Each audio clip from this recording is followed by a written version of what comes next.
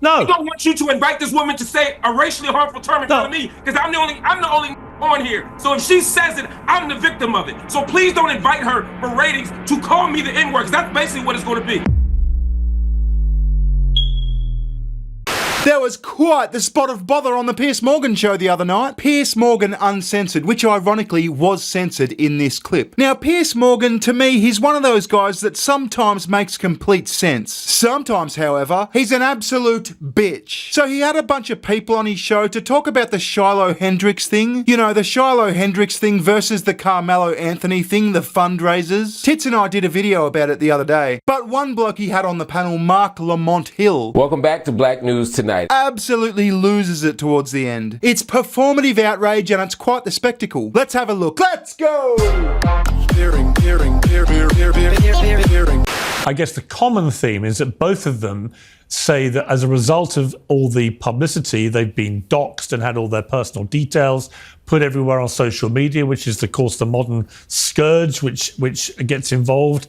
And as a result, they've had death threats and they have security issues and they have to move home and so on. Okay, fair enough. I think people were pissed off at the Karmelo Anthony thing because it was kind of maybe assumed that the fundraiser was for his legal defence. Now, when that judge reduced his bond and he went and moved into a plush house and bought a couple of cars, it was kind of on the nose. Now, people might say the same thing about Shiloh Hendricks. It's kind of on the nose that she used the N-word and raised all this money. Now, I'm sure you've got your own opinion on that, but I mean, both of these people surely have the right to raise funds. If people want to give them money, then they should be able to give them money, right? Anyway, here's Mark Lamont Anthony's response to that. My quick response to that would just be, let's assume everybody's telling the truth. Let's assume she's telling the truth, and let's assume he's telling the truth. If he's telling the truth and he was doing self-defense... Okay, fix your fucking audio. And I'm sorry, but no one believes he was doing self-defense. The guy bought a knife to a track meet. He admits that he killed Austin Metcalf because Austin Metcalf grabbed him and tried to remove him from a tent. I mean, look, he deserves his day in court, but let's not beat around the fucking bush. The Shiloh Hendricks case is very clear on face value. I think you've got to really fucking stretch yourself to assume that Karmelo Anthony is telling the truth. I mean, about the self-defense part, he obviously is telling the truth about stabbing him. Anyway. And he's getting harassed and doxxed, and of course we already know lies have been told about his GoFundMe campaign, saying they were spending it on mansions and cars, all the kind of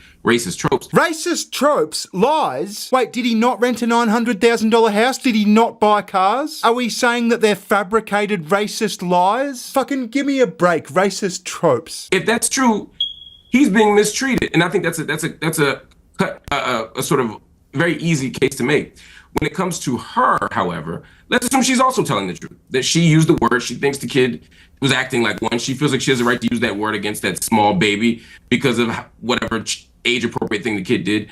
If she's telling the truth and she's getting doxxed and harassed, I don't know if I want to reward her behavior with $500,000. I don't think she should be doxxed.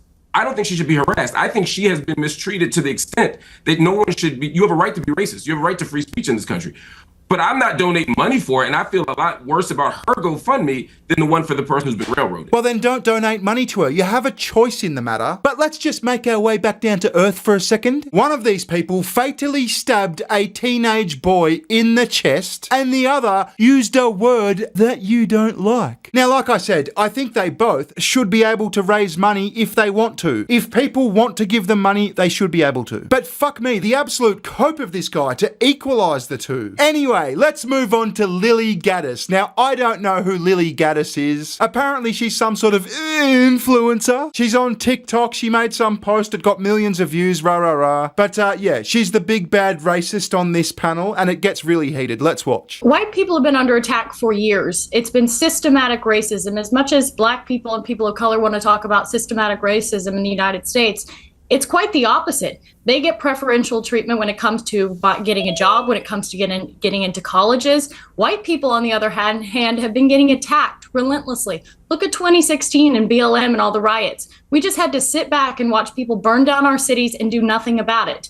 So the way to fight back against essentially this anti-white hatred that's been systemically, ingrained in US society is with white unity. I mean, she makes some fair points. It does seem like white people are just like fatigued of this shit. Now, if black people can get together and support their own, even if they've done something really fucked up, then why can't white people? I mean, like I said, I'm sure you've all got varying opinions on this, but I get what she's saying. I get the logic. Would you use the N-word out of interest? Yes.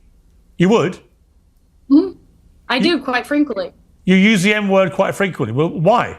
Other than the fact you're a despicable racist. Oh, fuck off, Piers. Other than the fact you're a despicable racist. Shut the fuck up. Everyone uses the N-word at some point. I mean, fucking hell. I know there's like some sanctimonious white saviors out there that say they don't. And maybe they don't. But white people make up what, like 15% of the world? Something like that? And it seems to me there's only one fucking word that one group of people can't use because it's the naughty, naughty, hurtful word. I mean, look at the Chinese. They're racist as all fuck. Look at black people themselves. They can't go 3 fucking seconds without saying the word. But for some reason, if this naughty, naughty sound escapes the mouth of a white person, they're a despicable racist. How about her actual opinions? Does she think that black people at their core are lesser than white people? Does she have any actual racist views? I mean, maybe she does. Like I said, I don't know her. But this idea that if a certain set of syllables escapes your mouth, then you are a despicable racist is really getting old. But I love the way she's just like, yeah, I say it, fuck you, what are you gonna do? It did make me chuckle. You might say it made me snigger. Now, she does end up like owning the word racist, but I think it's like out of a racist apathy sort of thing. Like, if you want to call me racist, sure, okay, whatever, fuck you, I'm racist. You use the N-word quite frequently. Well, why? Other than the fact you're a despicable racist. Are you? Some would say I am. I guess according to the ADL, I'm a white supremacist. I'm a neo-Nazi. Yeah, well, if you use the N-word repeatedly, you are a racist, then, are you? Sure, I'll embrace that. If that means forwarding, helping white people achieve freedom of speech, real freedom of speech, which, by the way, Shiloh Hendricks is being attacked on all fronts. They're trying to bring legal charges against her. They're trying to get her children taken away. So you were saying Karmelo Anthony, it doesn't matter. That's a different Sorry, but just kind to of be thing. clear, you just said to me you use the N-word regularly. In what context? Do you use it with black people? Yes, if it's appropriate. So Piers just keeps going off his tits, flinging racism accusations at her, and she actually clarifies her position. Now, this is interesting. Just to be clear, I called you a racist because you openly, proudly admitted you're a racist. So it wasn't a question of exposing you or pointing my finger or trying to get this out of you. You proudly sat there, bold as brass, and said, yeah, I use the N-word all the time against black people. I'm a racist and I'm proud of it. That's what you did. Racism is just having a preference. I prefer not to live around black people. I prefer not to live in a country where white people in our country are disproportionately attacked by black people. Where in my country, you can have an Austin Metcalf where he asks a guy to leave and he gets stabbed in the heart. I prefer that. That's a preference. Now, what a real racist is, in my opinion, is seeing someone as less human. I'm a Christian. I believe everyone's created in God's image. So I don't see anyone as less human. But that doesn't mean I'm not allowed to have a preference and say, I don't like what happens to be coming out of this community or that community. How is that a bad thing? How is that not just a preference? Well, because you see, dear, you said the 2 syllables. You said the 2 syllables you're not allowed to say. I mean, you can explain your position all you like, but if those 2 syllables fall out of the wrong orifice, you are a fucking racist. Now, just to clarify my position, I think calling people the N-word is like a dick move. You probably shouldn't do it, but you probably shouldn't call people c***s either. I don't, however, think that uttering those 2 syllables should be like an instant condemnation to hell as like some racist scum, and that's kind of what it's treated as. For a word that's used so widely by the black community, it's kind of ridiculous. Now, it's this next bit that caught my attention. Pierce is like, okay then, if you're so racist, why don't you say the word? Say the N-word. And just watch this black dude blow up. It's glorious. And by glorious, I mean super duper cringe. Say the N-word. Go on. No.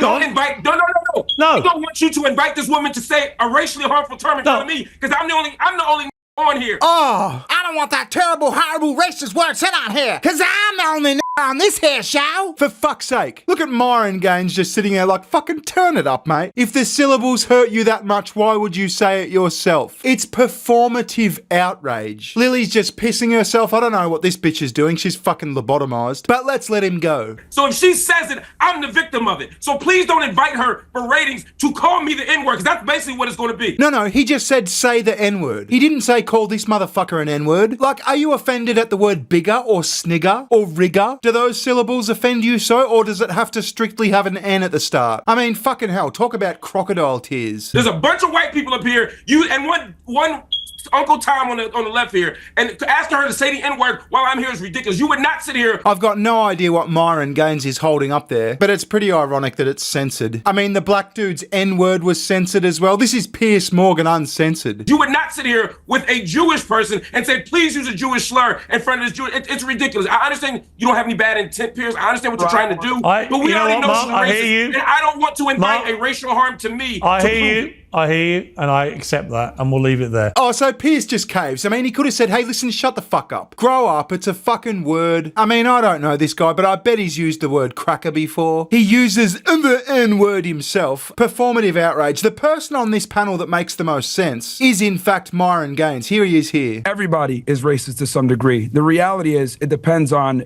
a lot of people want to be politically correct. A lot of people want to sit there and say, I'm not racist at all. We all have biases. We all have stereotypes. We all make jokes. We all are racist to some degree. Now, how racist you are is a whole other situation, but everyone is racist. That's number one. Next thing I want to say.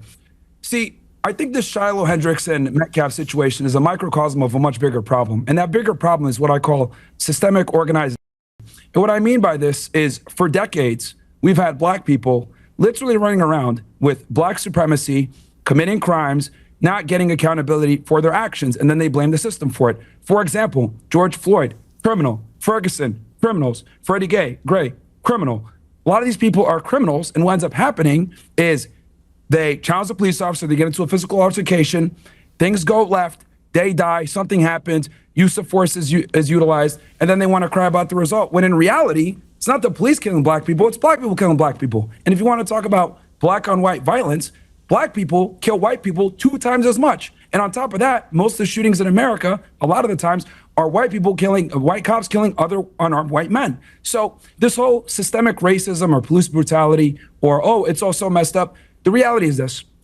Black people have been able to get away with a ridiculous amount of privilege in America for a very long time. They're able to be racist with impunity. They're able to call white people crackers without being challenged back. And quite frankly, white America's had enough of it, and the chickens have come to roost. You can't say that. You can't say that. You are Uncle Tom, motherfucker. You ain't no good at all. Motherfucker be sitting here defending white people. Well said, Myron. Anyway, to sum up, I think too much weight is put in these 2 fucking syllables. I mean, like I said, there's no other 2 syllables that offend people so much. The natives here in Australia get all pissed off when you say abo. But again, it's performative outrage. Australians just affix an O to fucking anything. Like, I'm gonna go fill up my car at the servo, then stop and get some beers at the bottle-o, then go pick up my mate Davo. You know, it's just 2 syllables. But I guess white people are just like too fragile to understand that. Anyway, I thought that was interesting. I thought I'd chat about it. If you have any comments, leave them down below or at my Twitter. It's at bear_ing, and I'll catch you later. All right, thanks for watching. Ta-ta. Bye-bye. Recession, session.